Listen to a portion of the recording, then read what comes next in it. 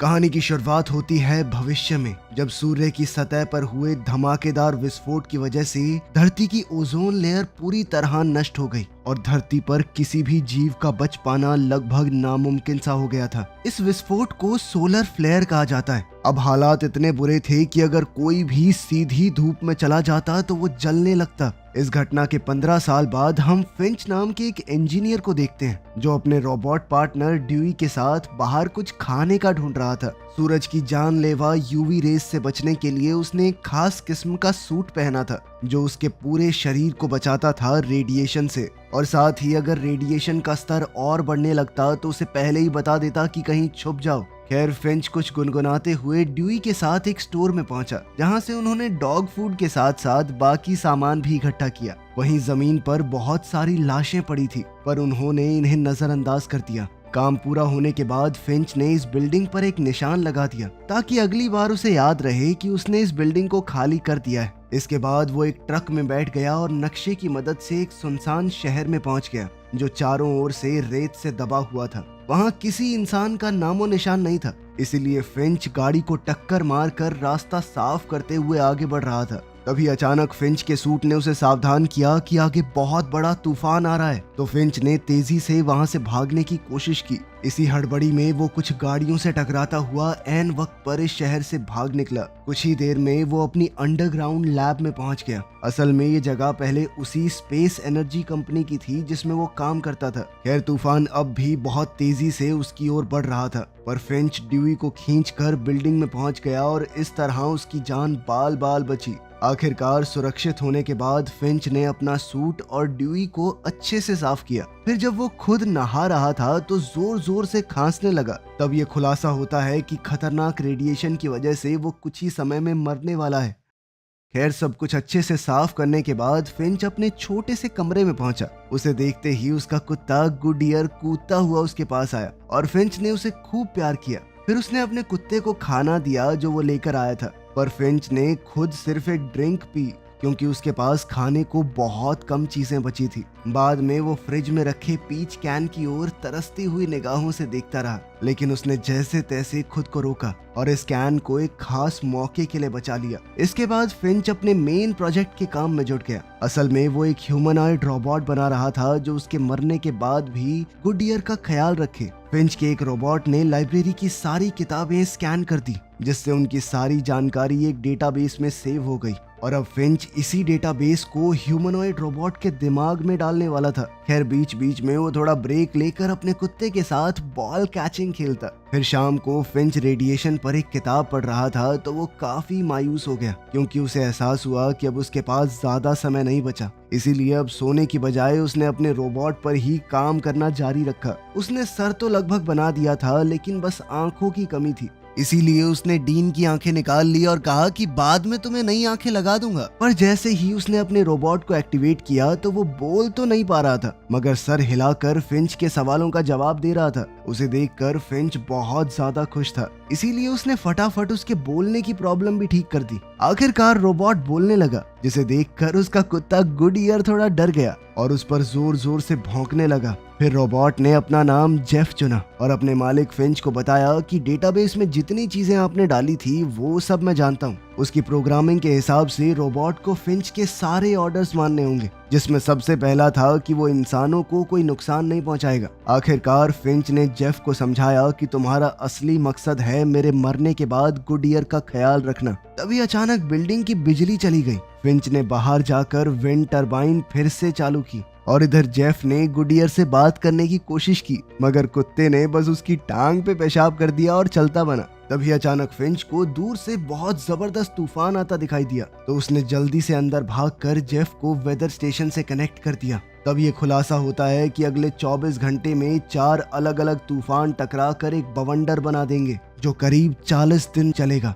इतने भयंकर बवंडर से बच निकलना बिल्कुल भी मुमकिन नहीं था, इसलिए फिंच ने जल्द से जल्द यहाँ से निकलने का फैसला किया। अंत में उसने अपना पीचेस का कैन खाया और अपनी नाक से बहते खून को नजरअंदाज करके उसने नक्शे में देखा कि बचने का आखिरी रास्ता यही हो सकता है। अब उन्हें पश्चिम दिशा में सैन फ्रांसिस्को शहर की ओर जाना होगा। इसके बाद फिंच ने जेफ की बॉडी को बनाने का काम पूरा किया और डेटा ट्रांसफर की स्पीड बढ़ा दी, लेकिन इसके बाद भी उसने हिसाब लगाया कि काम सिर्फ 72% ही हो पाएगा, मगर उसके पास ज्यादा समय नहीं था। आखिरकार उसने रोबोट का शरीर उसके सर से कनेक्ट कर दिया और जेफ खड़ा हो गया। फिर फिंच ने उसे चलना सिखाया, जिसे देखकर गुडियर और भौंकने लगा। जेफ 2-4 बार तो लड़खड़ा कर गिर गया। इसके बाद फिंच ने अपना सारा जरूरत का सामान बांध लिया। इधर आंखें ना होने की वजह से ड्यूई बार बार चीजों से टकरा रहा था, इसलिए फिंच ने अपने सिक्योरिटी कैमरास का इस्तेमाल करके उसे नई आंखें दे दी। इसके बाद पूरी टीम आरवी में बैठकर निकल गई। रास्ते में उन्होंने देखा कि उनके आसपास के सारे इलाके रेगिस्तान में बदल चुके हैं। तब फिंच ने उन्हें धरती के सुनहरे दिनों के बारे में बताया, जब यहाँ सुंदर फूल और जानवर हुआ करते थे। तभी उसने देखा कि जेफ के सर में एक स्क्रू ढीला था, इसीलिए जब वो सब एक नए शहर में पहुंचे तो फिंच ने एक जगह रुककर उसकी मरम्मत कर दी। जब फिंच काम कर रहा था तो जेफ ने उसकी पोस्ट कार्ड कलेक्शन देखी। फिंच सैन फ्रांसिस्को के पोस्ट कार्ड को खास संभाल कर रखता था, क्योंकि ये उसे उसके किसी करीबी ने भेजा था। फिर जेफ ने कहा कि मुझे तो सिडनी का पोस्ट कार्ड बेहद पसंद आया और वो वहाँ पर जाना चाहता है, लेकिन बिना हवाई जहाज के वहाँ जाना मुमकिन ही नहीं है। तो आखिर में उसने कहा कि कोई नहीं, सैन फ्रांसिस्को भी बढ़िया ही है, वहीं पे घूम लेंगे। आखिरकार मरम्मत पूरी होने के बाद फिंच ने कहा कि अब वो खाने के लिए कुछ ढूंढने बाहर जाएगा, लेकिन जब ड्यूई को पता चला कि इस बार फिंच उसकी जगह जेफ को अपने साथ ले जा रहा है, तो ये सुनकर वो बहुत मायूस हो गया। खैर, जब वो सड़क पर निकले तो फिंच ने जेफ को सामान इकट्ठा करने के बारे में बताया और आखिरकार घूमते घुमाते वो एक मूवी थिएटर में पहुंचे। उसका दरवाजा एक मोटी जंजीर से बंधा हुआ था, मगर जेफ ने अपनी ताकत से बड़ी आसानी से इस दरवाजे को उखाड़ फेंका। फिर अंदर जाकर जेफ ने पहली बार शीशे में खुद को देखा तो वो बहुत खुश हुआ। उधर फिंच को एक पॉपकॉर्न का बैग मिल गया। उसने बाहर जाकर जेफ को दिखाया कि सूरज की किरणें इतनी तेज हैं कि सारे पॉपकॉर्न कुछ ही पलों में अपने आप भुन गए। लेकिन उसी समय उन्होंने देखा कि तूफान तेजी से उनकी ओर बढ़ रहा है। अब वो तुरंत आरवी में बैठ गए और शहर से भागे, मगर तूफान उन्हें अपनी चपेट में लेने ही वाला था। अब उनके पास आखिरी रास्ता यही था कि वो एक सुरक्षित ठिकाना ढूंढे। तब फिंच ने जेफ की मदद से आरवी को तारों से बांध दिया ताकि तूफान उसे उड़ा ना ले जाए। फिंच अपनी बीमारी से काफी कमजोर हो चुका था, इसीलिए वो जल्दी ही थक गया। तब जेफ ने उसे वापस आरवी में भेज दिया और खुद जोरों शोरों से मेहनत करके काम पूरा किया। अंदर फिंच ने गुडियर को एक कैबिनेट के अंदर भेजा और फिर सारी खिड़कियों को जल्दी से ढककर जेफ को आवाज लगाई। जैसे ही जेफ ने आखिरी तार बांधा तो तूफान उनकी आरवी तक आ पहुंचा, लेकिन जेफ भी ऐन मौके पर अंदर घुस गया। तूफान के टकराते ही आरवी जोरों से हिलने लगी। फिंच और जेफ थोड़े घबराए हुए अंदर रुके हुए थे। बाहर सभी तारें एक एक करके टूटने लगी और आखिरकार सिर्फ एक तार बची थी। काफी देर तक आरवी हिलती रही और आखिर में तूफान चला गया, जिसके बाद वो सभी आरवी से बाहर आ गए। फिंच ने देखा कि आखिर में वही तार बचा था जिसे जेफ ने पूरी जी जान से लगाया था। खैर, इस तूफान ने उनके एक टायर को भी खराब कर दिया था, तो जेफ ने अपने हाथों से आरवी को उठा लिया ताकि फिंच आराम से टायर बदल सके। फिर पूरी टीम ने रात वहीं गुजार कर आराम किया। अगली सुबह उन्होंने सोलर पैनल्स खोले और फिर से अपने रास्ते पर निकल पड़े। बाद में जेफ भी गुडियर पर भौंकने लगा, क्योंकि उसे लग रहा था कि हो सकता है वो कुत्तों की भाषा सीख जाए। पर फिंच ने उसे समझाया कि चिंता मत करो, समय के साथ गुडियर तुम्हारे ऊपर भरोसा करना सीख जाएगा। बाद में जब वो रास्ते में थे तो जेफ ने उससे पूछा कि आखिर विश्वास होता क्या है, लेकिन फिंच को समझ नहीं आया कि आखिर वो उसे समझाए कैसे। तब उसने जेफ को एक कहानी सुनाई। जब वो अपनी पहली नौकरी में था तो उसके प्रोजेक्ट पर कोई भी ढंग से काम नहीं कर रहा था। तब फिंच ने अकेले ही सारी सॉफ्टवेयर प्रॉब्लम सॉल्व की थी, मगर जब नाम देने की बारी आई तो उसने पूरी टीम का नाम दे दिया कि सबने मिलकर ये काम किया है। इस तरह उसने सबका भरोसा जीत लिया। मगर जेफ को ये कहानी कुछ खास समझ नहीं आई, लेकिन उसी समय फिंच को बहुत जोर से खांसी होने लगी। तब वो ब्रेक लेने के लिए एक रेस्टोरेंट में रुक गए। उसने आरवी को एंट्रेंस पर छाया में पार्क कर दिया और बिना सूट पहने ही रेस्टोरेंट में भागा। पर तभी उसने देखा कि मेरी खांसी में तो खून आ रहा है। अचानक उसे गुडियर के भौंकने की आवाजें आई, तो उसने देखा कि गुडियर जेफ के साथ बाहर आने को राजी नहीं था। तब फिंच खुद उसका पट्टा पकड़कर उसे रेस्टोरेंट में लेकर आया और जेफ से कहा कि तुम आरवी की रखवाली करो। इधर फिंच गुडियर के साथ खेल रहा था और वहीं जेफ ने ड्राइविंग सीट पे बैठ के गाने ऑन कर दिए और फिर आरवी को चलाने की कोशिश की, मगर तभी उसकी टक्कर एक गाड़ी से हो गई। उसका शोर सुनते ही फिंच तुरंत दौड़कर बाहर आया। उसे देखते ही गुडईयर भी उसके पीछे आ गया। वो सूरज की किरणों में पैर रखने ही वाला था कि ऐन वक्त पर फिंच ने उसे रोक दिया। अब फिंच ने जेफ को डांटा और आरवी को बड़े ध्यान से वापस पार्क करने को कहा, लेकिन इस बार गाड़ी की टक्कर रेस्टोरेंट से हो गई। तब फिंच ने गुस्से से भरकर धूप में अपना हाथ आगे किया और जेफ को दिखाया कि ध्यान से देखो कितनी बुरी तरह से जलता है ये। वो गुस्से में जेफ पर चिल्लाने लगा कि तुम्हारी एक गड़बड़ की वजह से गुडईयर मर सकता था। बहुत सोच समझ कर हरकतें किया करो, तुम्हारा असली ध्यान सिर्फ गुडईयर के ऊपर होना चाहिए।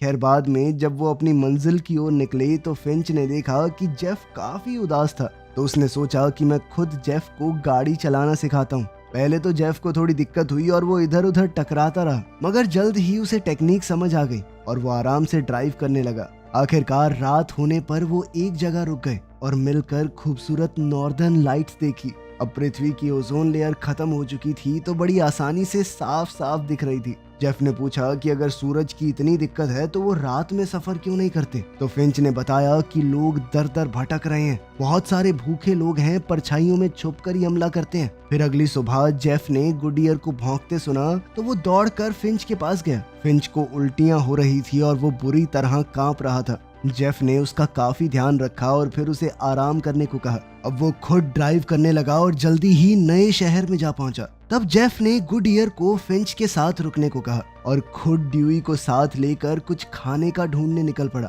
पहले वो एक हॉस्पिटल में घुसे लेकिन वहां पर ज्यादा कुछ नहीं मिला। जेफ ने ड्यूई को दरवाजे पर रुकने को कहा और खुद सीढ़ियों से ऊपर चला गया, लेकिन उन दोनों ने ही ये नहीं देखा कि कोई अंधेरे से उन्हें देख रहा है। इधर जेफ को कुछ दवाइयां और एक जैकेट मिली जो उसने पहन ली। फिर उसे एक कैबिनेट मिला जिसमें जरूरत का काफी सामान था। वहीं नीचे ड्यूई को भी कुछ खाने को मिला, लेकिन जैसे ही वो उसकी तरफ बढ़ा तो एक जाल में फंसकर खत्म हो गया। उधर फिंच की आंख खुली तो उसने देखा कि उसके रोबोट वहां मौजूद नहीं थे। उसे एहसास हुआ कि वो मुसीबत में है, इसीलिए उसने कमजोरी की हालत में भी अपना सूट पहना और बाहर निकल पड़ा। कुछ ही पलों में वो ड्यूई तक पहुंच गया। उसकी ऐसी बुरी हालत फिंच से देखी नहीं गई, इसीलिए उसने ड्यूई का पावर बटन ऑफ कर दिया। उसी पल उसे किसी के आने की आवाज आई तो वो हमला करने के लिए तैयार हो गया, लेकिन वो कोई और नहीं बल्कि जेफ था। फिंच ने उसे खूब डांटा क्योंकि जेफ ने ध्यान नहीं दिया कि यहाँ पर जाल बिछाया गया है। अचानक उन्हें पास से शोर सुनाई दिया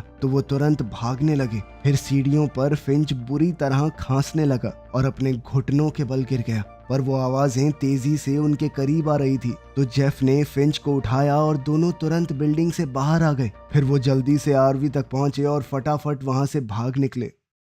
कुछ घंटों बाद जब रात हुई तो आखिरकार फिंच का ध्यान गया कि गाड़ी में कोई तो उनका पीछा कर रहा है। जेफ के पास नाइट विजन थी और वो अंधेरे में भी गाड़ी चला सकता था, इसीलिए उसने गाड़ी की सभी लाइटें बंद कर दी, मगर फिर भी वो गाड़ी उनके पीछे ही थी। फिर उन्होंने स्पीड बढ़ाने की कोशिश की, पर तभी फिंच की नजर सामने मौजूद अंडरपास पर पड़ी तो उसने ऐन वक्त पर स्टीयरिंग घुमाकर आरवी को सड़क से उतार दिया। जेफ ने फिंच को समझाया कि आरवी की हाइट अंडरपास से ज्यादा है, हम वहां फंस जाएंगे, मगर फिंच घबराहट में आरवी चलाता रहा ताकि वो उसे अंडरपास के नीचे छुपा सके। खैर जेफ की बात बिल्कुल सही निकली, मगर अब अंडरपास से टकराने की वजह से आरवी के छत पर लगे सोलर पैनल खराब हो गए। अब वो खराब हो ही गए थे तो जेफ ने पूरी ताकत से धक्का देकर आरवी को पूरी तरह अंडरपास के नीचे छुपा दिया। अब वो सब काफी डरे हुए थे और पीछे वाली गाड़ी के निकलने का इंतजार करने लगे। तब जेफ ने देखा कि फिंच खुद को बचाने के लिए एक बंदूक भी रखता है। खुशकिस्मती से वो गाड़ी चली गई और फिंच ने बाहर आकर आरवी में हुए नुकसान को देखा। वो खुद को कोसने लगा कि अब तो मैं इसकी मरम्मत भी नहीं कर सकता। वो समझ चुका था कि अब हम इस हालत में सैन फ्रांसिस्को नहीं पहुंच पाएंगे। तब जेफ ने उसे हौसला देने की कोशिश की, मगर फिंच ने गुस्से में अपना आपा खो दिया। वो उसके ऊपर ही चिल्लाने लगा, मगर जेफ ने हिम्मत नहीं हारी और आरवी में जाकर कहा कि मुझे तुम्हारे ऊपर पूरा विश्वास है, तुम कुछ कर लोगे। तब फिंच ने उसे एक बार फिर एक कहानी सुनाई। शुरुआत में सोलर फ्लेयर के धमाके के बाद लोग अभी नए तौर तरीकों से जीना सीख ही रहे थे। तब फिंच एक सुपरमार्केट में पहुंचा और उसे नूडल्स का एक बैग मिला, लेकिन फिर उसने एक माँ बेटी को देखा जिनका कार्ट सामान से भरा पड़ा था। उस बच्ची के हाथों में बंदूक थी और उसकी माँ बार बार उसे यही कह रही थी कि अगर कोई भी दिखाई दे तो गोली मार देना। अब मौत के डर से फिंच वहीं छुपा रहा, लेकिन उसी समय एक गुंडा शॉटगन लेकर वहां पहुंच गया और उन दोनों से सामान मांगने लगा, लेकिन खींचातानी में उस गुंडे ने कई गोलियां चला दी। जब तक फिंच बाहर आया तब तक माँ बेटी दोनों मर चुके थे, पर तभी उसे एक आवाज सुनाई दी। उसने बच्ची का बैग देखा तो उसमें से एक सहमा हुआ पिल्ला निकला। उस दिन फिंच ने इस पिल्ले को अपनाकर उसका नाम गुड ईयर रखा और हमेशा उसकी हिफाजत करने का फैसला किया। उसी दिन से उसने फैसला किया कि वो किसी पर विश्वास नहीं करेगा। खैर फिर अगली सुबह फिंच आराम कर रहा था और जेफ आरवी चला रहा था। तब जेफ ने पोस्ट कार्ड चेक किए तो पता चला कि सैन फ्रांसिस्को वाला कार्ड फिंच के पिता ने साइन किया था और साथ ही बाकी पोस्ट कार्ड्स तो एकदम खाली थे। उसी पल अचानक कंप्यूटर ने सूचना दी कि यहाँ की यूवी रेज उतनी खतरनाक नहीं है और तभी अचानक एक तितली आरवी से टकरा गई। जेफ को कुछ भी समझ नहीं आया, इसीलिए उसने आरवी रोककर फिंच को उठाया। फिंच ने हैरान होकर अपना हाथ बाहर निकाला तो वो जला नहीं। ये देखते ही वो खुशी से झूम उठा और सूरज की धूप का मजा लेने बाहर आ गया। जब उसने आसपास तितलियां और एक फूल देखा तो उसकी खुशी का ठिकाना ही नहीं रहा। कई घंटे तक सफर करने के बाद उन्हें पास के इलाके में कई पेड़ पौधे दिखाई देने लगे। इस बात की खुशी मनाने के लिए फिंच ने अपना खास सूट पहना और आरवी रोककर सूरज की धूप में पिकनिक करने बैठ गया। तब जेफ ने कहा कि उसने कल रात उन सबको ब्रिज पर खड़े देखा था। ये सुनकर फिंच काफी खुश हुआ क्योंकि जेफ अब इंसानों की तरह सपने देखना सीख गया था। तब जेफ ने उससे पूछा कि तुमने पोस्ट कार्ड के बारे में झूठ क्यों कहा? तो फिंच ने उसे एक नई कहानी सुनाई। जब वो बच्चा था तो उसकी माँ ने उसे बताया कि तुम्हारे पिता की रगों में वाइकिंग्स का खून है। फिर फिंच ने जेफ को वाइकिंग फ्यूनरल की एक तस्वीर दिखाई। फिंच के पिता उसके पैदा होने से पहले ही चले गए थे क्योंकि वो एक इंजीनियर थे जो बड़े बड़े पुल बनाया करते थे और अपने काम के चलते उन्हें अलग अलग देशों में जाना पड़ता। फिंच ने कभी उनसे बात नहीं की, लेकिन फिर उसके 15वें जन्मदिन पर उसे एक पोस्ट कार्ड मिला। उसके पिता ने लिखा था कि एक दिन वो अपने बेटे से मिलना चाहेंगे और फिंच ने इसी खास मौके के लिए ये सूट खरीदा था। खैर बदकिस्मती से उसके बाद उसे अपने पिता की कोई खोज खबर नहीं मिली। ये कहानी जेफ को बड़ी दिलचस्प लगी। उसने कहा कि अगर हम जल्दी निकले तो 18 घंटों के अंदर अंदर गोल्डन गेट पहुंच सकते हैं। वहीं का पोस्ट कार्ड भेजा था ना तुम्हारे पापा ने। मगर फिंच ने उसे याद दिलाया कि उसकी हालत कैसी है, वो वहां तक पहुंच ही नहीं पाएगा, थोड़ी देर में मरने वाला है। फिर उसने एक बॉल फेंककर जेफ को गुड ईयर के साथ खेलना सिखाया। मगर जब जेफ ने बॉल फेंकी तो भी गुड ईयर वापस लाकर फिंच को ही देता था क्योंकि वो अभी भी जेफ पर विश्वास नहीं करता था। तभी अचानक फिंच की खांसी में बहुत सारा खून आने लगा। जेफ ने उसकी मदद करने की कोशिश की पर फिंच ने कहा कि तुम पहले ही मेरी बहुत मदद कर चुके हो। फिर उसने जेफ से हाथ मिलाया और उसे गले लगा लिया। आखिरकार फिंच आरवी में जाकर लेट गया और गुड ईयर उसके पास चला गया। जेफ बाहर ही रुककर सामान इकट्ठा कर रहा था, मगर जैसे ही सूरज डूबा उसे गुड ईयर के रोने की आवाज सुनाई दी और वो समझ गया कि फिंच मर चुका है। आखिरकार उसके सम्मान में जेफ और गुड ईयर ने उसे भी सूट के साथ ही जलाकर बिल्कुल वाइकिंग्स वाला फ्यूनरल दिया। पहले तो जेफ को समझ नहीं आ रहा था कि आखिर आगे क्या करना चाहिए, पर जल्द ही उसे याद आया कि उसने गुड ईयर की देखभाल का वादा किया है। उसने गुड ईयर को खाना खिलाया और फिर बॉल फेंकी तो गुड ईयर पहली बार बॉल वापस उसके पास ही लेकर आया। जल्द ही वो खेलते हुए एक दूसरे के दोस्त बन गए और गुड ईयर ने जेफ को गले भी लगा लिया। आखिरकार वो फिर से रास्ते पर निकल पड़े क्योंकि वो फिंच की मंजिल तक पहुंचना चाहते थे। अंत में जब वो सैन फ्रांसिस्को पहुंचे तो जेफ ने फिंच की याद में एक मेमोरियल बनाया और गुड ईयर के साथ गोल्डन गेट देखने गया। वहाँ की खूबसूरती देखकर उसकी आंखें खुली रह गई। साथ ही उसने वहाँ लोगों के मैसेजेस देखे जो उन्होंने अपने परिवार के लिए छोड़े थे। ये सब देखकर जेफ ने गुड ईयर से कहा कि उन्हें इन बचे हुए लोगों को ढूंढकर उनकी मदद करनी चाहिए। आखिरकार उसने एक पोस्ट कार्ड पर अपनी टीम की ड्राइंग बनाकर टांग दी और गुड ईयर के साथ एक नई जिंदगी की शुरुआत करने निकल पड़ा। वीडियो पसंद आई तो लाइक कर देना, चैनल को सब्सक्राइब कर लेना। मिलते हैं अगली वीडियो में।